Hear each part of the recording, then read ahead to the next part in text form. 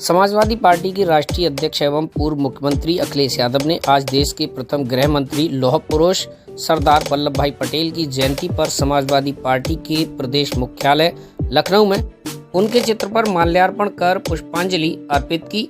अखिलेश यादव ने सरदार पटेल की राष्ट्र के प्रति सेवाओं का स्मरण करते हुए कहा कि देश को एकजुट करने में लौह पुरुष सरदार पटेल का बहुत ही महत्वपूर्ण योगदान रहा है।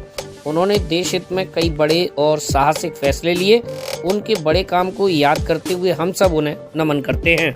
उन्होंने कहा कि देश में छोटी छोटी 1600 रियासतें थीं और बड़ी लगभग 600 रियासतें थीं। इन सभी रियासतों के विलयन की मांग को लेकर समाजवादी नेता मामा बालेश्वर दयाल ने भूख हड़ताल की थी। सरदार पटेल ने तब उन्हें भरोसा दिलाया था और अपनी सूझबूझ और दृढ़ इच्छा शक्ति से देश को एक कर दिया। उसके बाद उन्होंने लखनऊ के मोती महल स्थित आचार्य नरेंद्र देव के समाधि स्थल पर आयोजित जयंती कार्यक्रम में भाग लेकर उन्हें नमन किया। उन्होंने कहा कि आचार्य नरेंद्र देव ने समाजवादी आंदोलन को नई दिशा दी थी। वे महान शिक्षाविद, स्वतंत्र सेनानी तथा बौद्ध दर्शन के अतिपरम विद्वान थे। उन्होंने समाजवादी सिद्धांतों पर बढ़ने की प्रेरणा दी और अब हमारी जिम्मेदारी इस आंदोलन को आगे बढ़ाने की है। समाजवादी पार्टी के राष्ट्रीय कार्यालय में मीडिया से बात करते हुए अखिलेश यादव ने कहा कि हम सब लोगों की मिलकर कोशिश होगी कि बहुत जल्दी नेताजी का मेमोरियल बन के तैयार हो जाए। ये मेमोरियल सैफई में इसलिए बना रहे हैं क्योंकि नेताजी का सपना सैफई था। उनके जन्मदिन 22 नवंबर को हम लोग मिलकर इसका शिलान्यास करेंगे। मैं आदरणीय उदय प्रताप सिंह जी का और साथ में जितने हमारे समाजवादी वरिष्ठ नेता हैं उनका धन्यवाद देता हूं। ये मेमोरियल जिसका अभी आपने प्रेजेंटेशन देखा और आदरणीय उदय प्रताप सिंह जी ने जो जानकारी दी है, हम सब लोगों की मिलकर के कोशिश होगी कि बहुत जल्दी नेताजी का ये मेमोरियल बन करके तैयार हो जाए।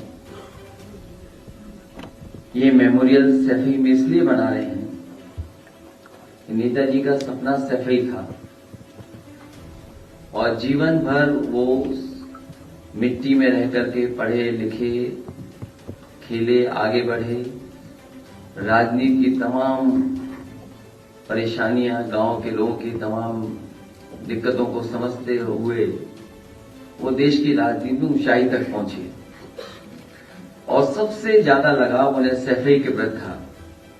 इसीलिए सैफई में ये मेमोरियल बनने जा रहा है। उनके जन्मदिन 22 नवंबर को हम सब लोग मिलकर के इसका शिलान्यास करेंगे। मैं आप लोगों को भी बुलाऊंगा। हमारे सभी वरिष्ठ समाजवादी नेता उस कार्यक्रम में मौजूद रहेंगे। उन्होंने उत्तर प्रदेश की योगी सरकार पर प्रहार करते हुए कहा कि चरम सीमा पर महंगाई है, चरम सीमा पर बेरोजगारी है, चरम सीमा पर अन्याय हो रहा है और सरकार सुनने को तैयार नहीं है। पीजीआई जैसे संस्थान में भाजपा नेता के बेटे को इलाज नहीं मिला और उसकी जान चली गई। उन्होंने कहा आपको ये भी याद होगा कि पीजीआई में कई मंत्रियों की जान जा चुकी है। चरम सीमा पर महंगाई है, चरम सीमा पर बेरोजगारी है, चरम सीमा पर अन्याय हो रहा है और सरकार सुनने को तैयार नहीं है, देखने को तैयार नहीं है। क्या गड्ढे में गाड़ी के डिसबैलेंस होने से बच्चों की जान चली गई? आप मुझे बताओ पत्रकार साथियों, पिछले 6 साल में या 7 साल होने जा रहे हैं, इस सरकार ने कितनी बार कहा कि गड्ढा मुक्त करेंगे सड़कों को? क्या ये बदायूं की घटना उसकी वजह से नहीं हुई? अखबारों में छपा है कि भ्रष्टाचार और गड्ढे की वजह से डिसबैलेंस हुई गाड़ी और इतना बड़ा एक्सीडेंट हो गया, बच्चों की जान चली गई। और फिर डेंगू से जान जा रही है लोगों की। किसी जिला अस्पताल में इलाज नहीं है, दवाइयां नहीं है, ऑपरेशन नहीं मिल पा रहा। पीजीआई जैसे प्रतिष्ठित संस्थान में बीजेपी के नेता, उनके पूर्व सांसद, उनके बेटे को इलाज नहीं मिला, उसकी जान चली गई। इसी पीजीआई में कई मंत्रियों की जान गई। अगर आपको याद हो, याद है कि नहीं याद है आपको? जिस समय कोरोना फैला था, बीमारी आई थी, इसी प्रतिष्ठित संस्थान में मंत्रियों की जान गई। ये जो जांच कर करके अपना पल्ला झाड़ रहे हैं, कोई जिम्मेदार अगर है तो मुख्यमंत्री खुद जिम्मेदार हैं, क्योंकि वो बजट नहीं दे रहे हैं। आखिरकार बजट कहां जा रहा है? आप बजट नहीं दोगे अस्पतालों को ऑब्सलीट मशीनों पर आप डॉक्टर्स को काम करने दोगे? पर्याप्त डॉक्टरों का वेतन नहीं दोगे? आप एनवायरमेंट नहीं बनाओगे? और मैंने कल भी कहा था, आप पता करिए, Lohia institute, Saifai medical college, PGI या अन्य संस्थाओं में जिनको नौकरी मिल रही है, एक ही संस्था के लोग हैं, एक ही कोचिंग के लोग हैं, एक ही स्टेट के लोग हैं। इतने बड़े पैमाने पर नौकरी मिल जाने, अभी तो मैंने विधानसभा विधान परिषद की बात नहीं की है, आप सब जानते हैं। कल हमारे नौजवानों की साइकिल यात्रा टीवी पर कम दिखाई गई, हमें कोई शिकायत नहीं, क्योंकि सब सोशल मीडिया में सब चल रही है साइकिल, अभी भी 2 पहिए अभी भी घूम रहे हैं।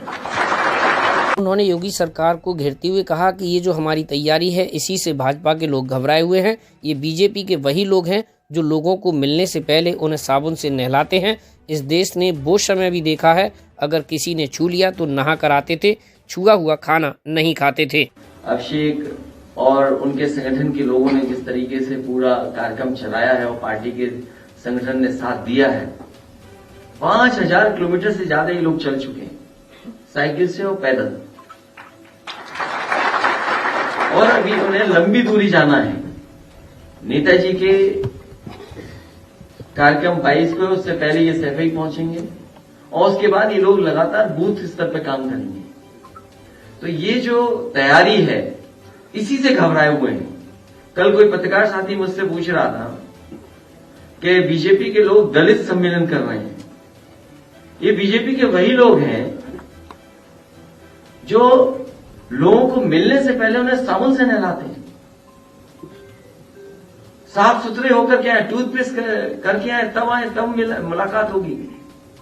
और फिर इस देश ने वो समय भी देखा है, अगर किसी ने छू लिया तो नहा करके आते थे, किसी के छुए का खाना नहीं खाते। वो हम लोगों ने घटनाएं सुनी है, देखी है। अभी कईयों की जान चली गई अगर पानी पी लिया उसने, अगर कोई मंदिर से सामान उठा लिया उसकी जान चली गई।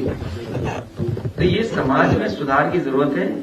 आज सरदार पटेल जी को हम याद करते हैं, जिन्होंने देश को जोड़ा, देश को आजादी दिलाई। आचार्य नरेंद्र देव जी को याद करते हैं, जिन्होंने हमें समाजवादी सिद्धांत पर आगे बढ़ने का हमेशा प्रेरणा दी, समाजवादी आंदोलन को आगे बढ़ाया। और नेताजी के मेमोरियल के जानकारी आपको दी है, इसलिए कि नेताजी ने हम लोगों को विरासत में बहुत कुछ दिया है।